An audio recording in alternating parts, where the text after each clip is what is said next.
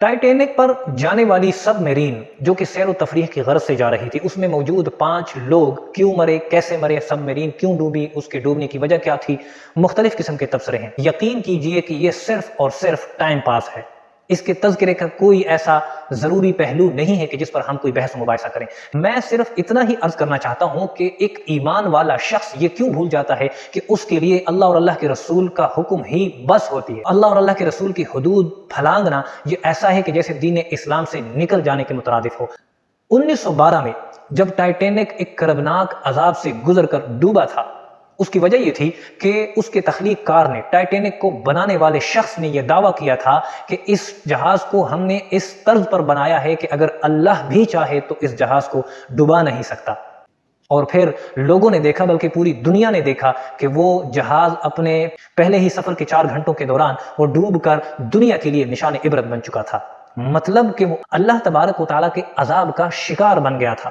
وہ اللہ کے غضب کا شکار بن گیا تھا۔ اللہ تبارک و تعالیٰ نے اس جہاز کو اس لیے ڈبو دیا، ایک انسان نے اللہ تبارک و تعالیٰ کی ذات کو چیلنج کر دیا، تو پھر اللہ تبارک و تعالیٰ نے اس جہاز کو ڈبا کر دنیا کے لیے نشان عبرت بنا دیا۔ تو کہنے کا مقصد یہ ہے کہ ٹائٹینک پر جانے والی سب میرین اس لیے ڈوبی کیونکہ وہ اللہ کے عذاب شدہ جگہ کو دیکھنے کے لیے جا رہے تھے، اور اللہ کے عذاب شدہ جگہ کو دیکھنا بھی اللہ کے عذاب کو دعوت دینے کے مترادف ہے، اور خاص کر ایمان والے کے لیے۔ یہی سب میرین پہلے بھی کئی دفعہ کہہ رہے ہیں کہ جا چکی ہے اور کامیابی سے سفر مکمل کر کے واپس آئی ہے، لیکن اس بار اس میں مسلمان موجود تھے، اور مسلمان کا ایمان یہی ہوتا ہے کہ وہ اللہ اور اللہ کے رسول کے حکم کا پابند ہوتا ہے۔ نبی کریم رؤوف الرحیم صلی اللہ تعالیٰ علیہ وسلم جنگ تبوک سے واپسی پر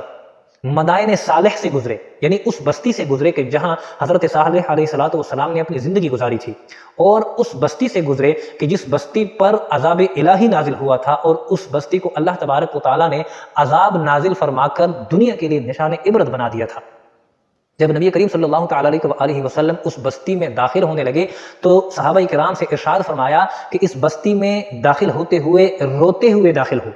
اگر تمہیں رونا نہ آئے تو ایسی جگہوں پر داخل ہی نہ ہوا کرو، کسی کو رونا نہ آئے تو کوشش کرے کہ وہ رونے کی صورت بنا کر گزرے، کیوں کہ یہاں اللہ کا عذاب نازل ہوا تھا، اور کیا بعید ہے کہ اللہ تبارک و تعالی ہمیں بھی اس عذاب میں مبتلا فرما دے۔ تو اللہ کا خوف اپنے دل میں رکھ کر اس بستی سے جلدی جلدی گزرو، اور یہاں کوئی بھی سیر و تفریح کرتا ہوا نہ جائے۔ نبی کریم صلی اللہ تعالیٰ علیہ وسلم نے سختی سے ارشاد فرمایا کہ یہاں کسی بھی کنویں سے کوئی شخص پانی نہ بھرے۔ صحابہ کرام رضوان اللہ تعالیٰ علیہم اجمعین نے عرض کیا، رسول اللہ صلی اللہ علیہ وسلم ہم نے تو پانی بھی بھر لیا ہے اور اس پانی سے آٹا بھی گوندھ لیا ہے۔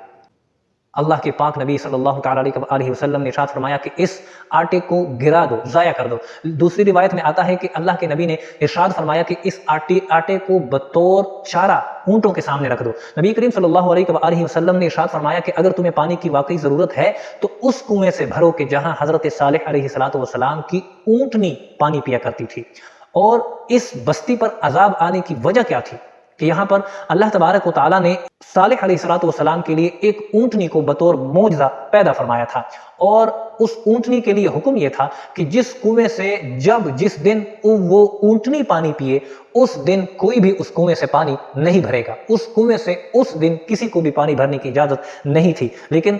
جو اللہ کے نافرمان لوگ تھے، جو صالح علیہ السلام کے نافرمان تھے، انہوں نے مشورہ کیا کہ ہم اس اونٹنی کو قتل کر دیتے ہیں، لہذا انہوں نے اللہ کی نافرمانی کرتے ہوئے اور اللہ تبارک و تعالیٰ کی قائم کردہ حدود کو پھلانگتے ہوئے، اللہ سے غداری کرتے ہوئے، بغاوت کرتے ہوئے انہوں نے وہ اونٹنی قتل کر دی، اونٹنی کو مار دیا۔ تو پھر اس اونٹنی کو مارنے کی وجہ سے اللہ تبارک و تعالیٰ نے اس بستی پر عذاب نازل فرمایا، اور ایسا عذاب نازل فرمایا کہ قیامت تک آنے والی دنیا کے لیے نشان عبرت بنا دیا۔ تو نبی علیہ السلام کا یہ فرمانا کہ یہاں سے جلدی جلدی گزرو کہ یہ اللہ کے عذاب شدہ علاقوں میں سے ہے، اور جہاں اللہ کا عذاب آیا ہوا ہوتا ہے وہاں پر رکنا اور سیر و تفریح کرنا اللہ کے عذاب کو دعوت دینا ہے۔ تو نبی علیہ السلام خود بھی وہاں سے جلدی جلدی گزرے، اور اپنے صحابہ کو بھی وہاں سے اپنی سواریوں کو جلدی جلدی گزارنے کا حکم دے رہے تھے۔ تو بات کرنے کا مقصد یہ ہے کہ ایمان والوں کو اس سب میرین میں نہیں جانا چاہیے تھا، کیونکہ ٹائٹینک ایز اے عذاب، ایک عذاب کے طور پر اللہ تبارک و تعالیٰ نے اس جہاز کو عذاب کے طور پر دنیا کے لیے نشان عبرت بنانا تھا، اور